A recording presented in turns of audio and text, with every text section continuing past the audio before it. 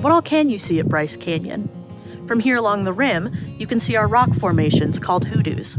And because we're at 8,000 feet above sea level and have excellent air quality, in some places, the only thing preventing you from seeing further is the curvature of the Earth.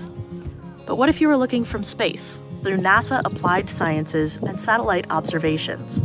We use those observations to look at all the nooks and crannies in this park, and as you can imagine, we have a few hard-to-reach places. It's my job as forest ecologist to make sure that the big trees and the landscapes they grow on are preserved and protected for future generations.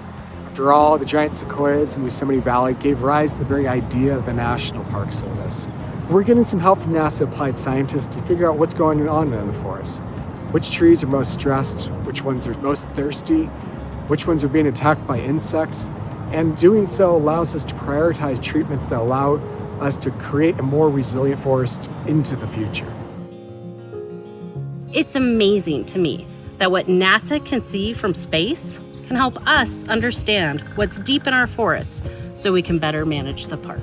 I have worked here for over 20 years, and I can tell you, whether it's the view from space or down here on Earth, Yosemite National Park is a magical place.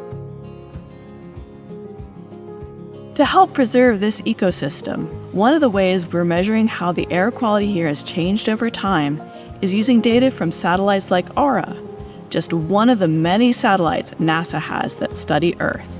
Here on the ground, as a cave specialist, I also help run an air quality ozone monitoring station. All of these efforts help us protect the wildlife, vegetation, and visitors from poor air quality. So next time you're walking through the Chihuahuan Desert, think about everything we do, from satellites overhead to cave research underground, to help preserve this beautiful ecosystem.